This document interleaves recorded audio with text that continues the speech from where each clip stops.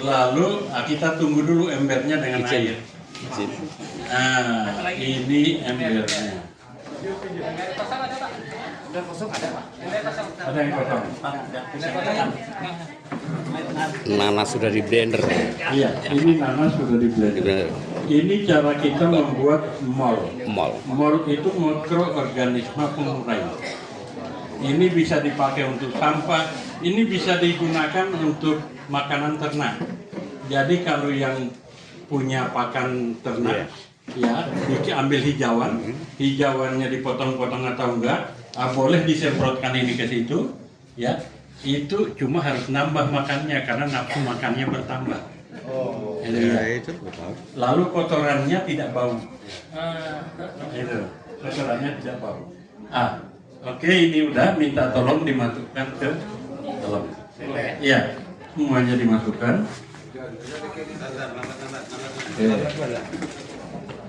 Nah, ini nanas 4 buah yang sudah di blender.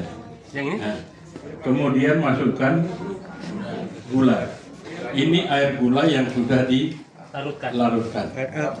Apa tetes? Ini banyaknya sebenarnya kurang lebih sekitar setengah kilo gula pasir.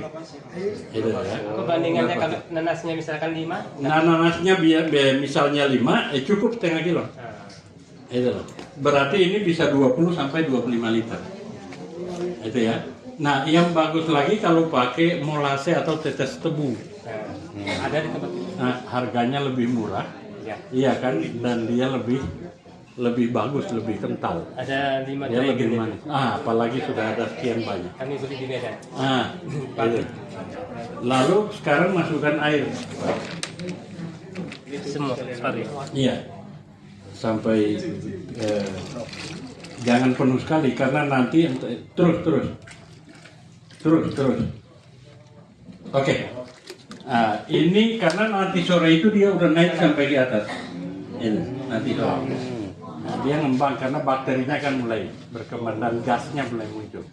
Ini bisa di aerob, bisa di anaerob. Ditutup. Artinya ditutup rapat banget boleh, ya. Ada masuk udara pun boleh. Pakai pipet bisa ya? Ya, bisa pakai pipet. Tapi kalau ditutup rapat, itu gasnya kan. Nah, jadi nggak usah rapat nggak apa-apa, cukup begini aja. Yang penting tidak diganggu. Iya. Keluar supaya keluar gasnya. Nah, ini kita biarkan sampai 5 hari. Setelah 5 hari itu sudah bisa dimanfaatkan. Campur satu Iya. Ini kan tadi airnya 15 sampai 20. 15 sampai 20. Gitu. dikocok tadi. Nah, ini tinggal untuk apa tujuannya? Kalau mau untuk campuran makanan ternak atau mau untuk fermentasi makanan ternak, boleh pakai ini. Jadi kalau punya jerami padi kering, daun daun pisang yang kering, ini semua dicacah kecil-kecil, lalu kemudian kita siramkan ini, ya disemprotkan. Kalau kita kan nggak punya alat petani, cukup dipastikan kalau saya remas begini, ya, itu saya lepas, saya remas airnya tidak keluar. Begitu saya lepas tangan saya basah, itu udah cukup.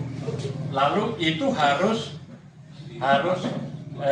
ditutup rapat supaya tidak kemasukan udara. Kalau itu kita lakukan berarti kita bisa simpan dia sampai 6 bulan boleh. Kalau untuk perkebunan Pak, untuk pengolahan sebelum penanaman itu bisa Pak? Bisa, tapi ini bagusnya ini dibuatkan kocor. Kocor itu apa? Ambil kotoran kambing atau kotoran sapi, masukkan ke dalam satu tong besar, drum itu yang isi 150 liter itu, ya kasih 2 karung kotoran, lalu kemudian isi air sampai kira-kira 3/4, lalu kasih ini 5 liter, diaduk, biarkan sampai 14 hari. Itu yang untuk perkebunan bisa. Tutup itu Pak? Tutup biasa aja, sama seperti ini. Aplikasinya disemprot apa? Aplikasinya dikocorkan. Di tanamannya Pak? Di tanah dan tanamannya boleh.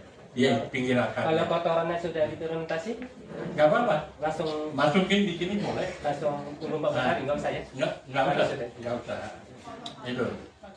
Ya. Kalau yang tanam cabai, iya kan? Boleh untuk perawatan cabai. Karena cabai rawit itu umurnya bisa 2 tahun. Itulah. Umurnya bisa 2 tahun. Kemarin itu saya jalan-jalan di Jogja. Lalu ada yang cabainya mau dibongkar. Katanya diserang hama, macam-macam. Ya. Keriting, ya kan?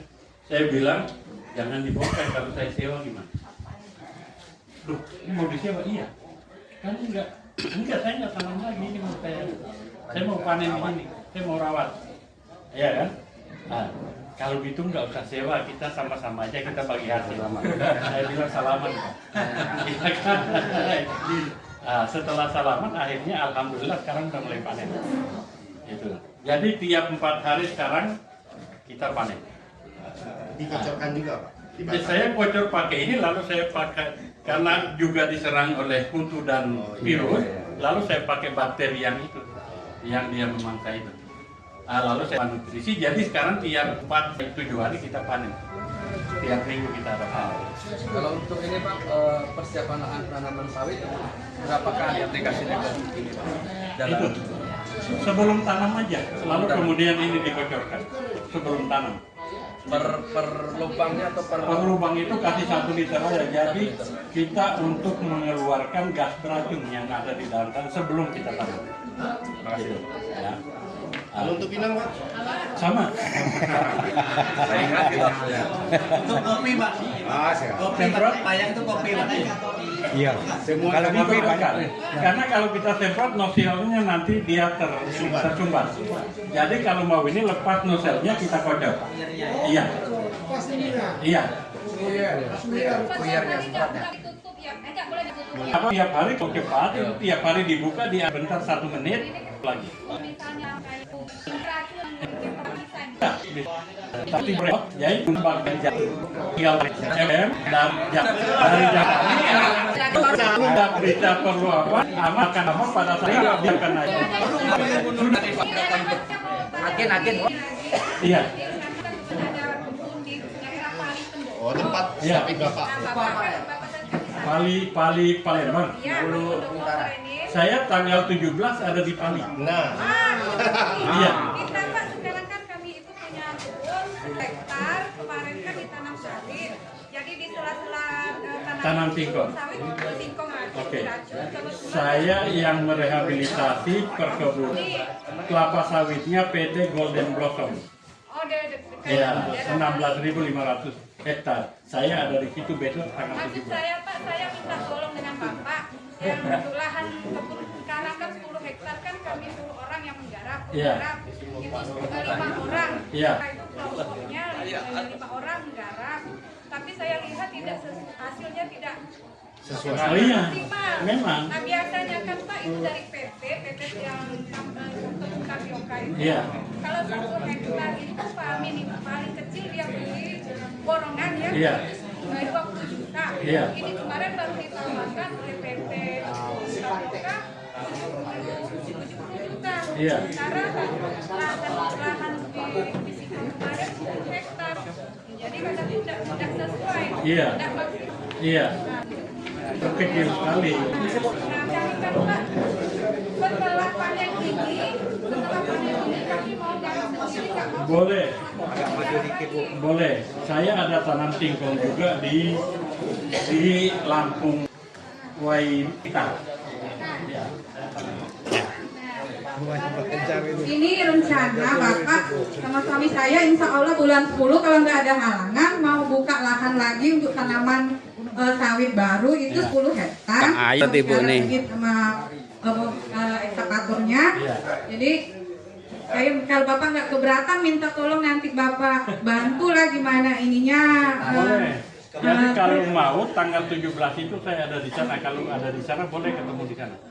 Ya. di Kalau sana. selama ini kan Pak kita pakai ini pupuk paten, Iya. 2 macam, Iya. paten sama paten gold, yang apa itu yang sasetan, dan itu juga lumayan, bagus. ya, tapi harganya lumayan mahal sih dibanding ini. Berapa 1 hektar kalau pakai itu?